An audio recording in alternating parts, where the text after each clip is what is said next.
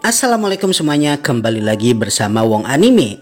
Dalam kesempatan kali ini kita akan membahas mengenai anime Vinland Saga. Namun dalam video ini kita tidak akan membahas mengenai alur cerita atau plot ataupun lain-lain, namun kita akan membahas mengenai perbandingan antara anime Vinland Saga dengan sejarah aslinya. Karena seperti yang kita tahu, Vinland Saga pada dasarnya adalah kisah yang diambil dari sejarah. Dan mengingat Wong Anime sangat menyukai sejarah, maka pada kesempatan kali ini Wong Anime akan membahas perbandingan tersebut.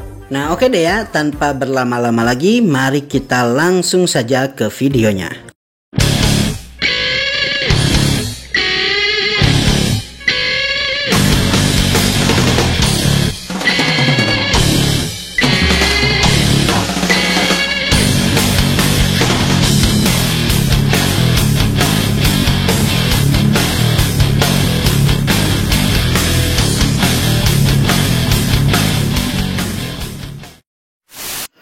Vinland Saga sekarang ini dikenal sebagai anime yang menceritakan mengenai perjalanan hidup dari Thorfinn Karlsefni, dan juga dikenal sebagai anime populer yang menceritakan mengenai para Viking. Judul dari anime ini sendiri yaitu Vinland Saga sebenarnya diambil berdasarkan salah satu cerita babat yang digolongkan sebagai Saga of the Iceland atau Saga Negeri Islandia. Dan Vinland Saga ini dibagi atas dua cerita utama, yaitu Greenland Saga yang kalau diterjemahkan berarti kisah dari para penghuni Greenland, dan yang kedua adalah Saga of Erik the Red yang kalau diterjemahkan berarti kisah dari Erik Sang Merah. Nah, untuk kisah pertama yaitu Greenland Saga, pada dasarnya kisah babat satu ini menceritakan petualangan Leif Erikson bersama 5 orang lainnya yang dikirim sebagai ekspedisi ke Greenland. Dalam perjalanannya ini dia juga menyinggahi 3 tanah asing lainnya yang lalu dia namai dengan sebutan Makland, Finland, dan juga Helluland. Nah, untuk saga kedua yang dikenal sebagai kisah babat dari Erik Sang Merah, pada dasarnya walaupun judulnya dinamai dengan nama ayah dari Leif Erikson, sebenarnya kebanyakan kisah yang ada di saga ini menceritakan mengenai petualangan Thorfinn Karlsefni ke daerah yang dinamakan Finland, yang sekarang ini akan dikenal dengan sebutan Newfoundland di daerah Kanada. Walaupun akurasi sejarah dari kedua kisah saga ini dipertentangkan oleh para sejarawan, namun semuanya sepakat kalau apa yang dilakukan oleh Leif Erikson dan juga Thorfinn Karlsefni adalah penjelajahan pertama yang dilakukan oleh para penghuni benua Eropa ke Amerika, sehingga pernyataan bahwa Christopher Columbus penemu benua Amerika adalah sesuatu yang benar-benar salah. Oke, mari kita melanjutkan mengenai bangsa Viking. Apakah yang diperlihatkan di anime sangat mirip dengan apa yang diperlihatkan di sejarahnya? Seperti yang kita tahu, di pop kultur modern, Viking seringkali digambarkan sebagai suku penyerbu barbar yang dikenal dengan ciri khasnya yaitu helm yang bertanduk. Namun sebenarnya depiksi yang dihadirkan di dunia modern ini justru tidaklah akurat, dan Vinland Saga animenya justru malah jauh lebih akurat dari apa yang diperlihatkan di pop kultur modern, terutama oleh Hollywood. Jadi dari mulai baju-baju yang diperlihatkan di peperangan seperti misalnya armor, bahkan hingga hal kecil seperti desain gagang pedangnya sungguh sangat akurat. Jika ada yang kurang akurat yang diperlihatkan di anime mengenai bangsa Viking ini adalah mengenai kultur mereka. Di anime, Viking seringkali diperlihatkan sebagai sekumpulan tentara yang seringkali merampok dan menjarah demi mendapatkan kematian mereka di pertempuran yang kita tahu bertujuan untuk mencapai Valhalla. Namun di akhir abad 11, penginjilan dan kristenisasi sebenarnya sudah terjadi di mana-mana, sehingga sedikit demi sedikit Viking merasa kalau Valhalla sendiri tidak pernah ada dan hanya sedikit yang memiliki keyakinan seperti ini. Jika kalian ingin lebih jauh melihat mengenai Viking ini apakah akurat atau tidak, Wong Anime menyarankan kepada kalian untuk menonton channel Show Diversity. Karena channel ini secara menyeluruh membahas mengenai keakuratan Viking yang ada di Vinland Saga dan membahasnya secara menyeluruh. Wong Anime bakal sertakan linknya di deskripsi, oke? Oke, selanjutnya mari kita bahas tokoh-tokoh yang ada di Vinland Saga. Apakah mereka akurat dengan sejarah yang ada, ataukah mungkin mereka hanya tokoh-tokoh fiksi semata? Mari kita dalami mulai dari tokoh utama kita, yaitu Thorfinn Karlsefni. Seperti yang kita tahu, Thorfinn Karlsefni ini jelas sekali merupakan tokoh sejarah asli dan keberadaannya merupakan fakta yang tidak bisa dibantahkan. Penjelajahannya ke Finland adalah salah satu fakta sejarah yang diakui keakuratannya oleh para sejarawan.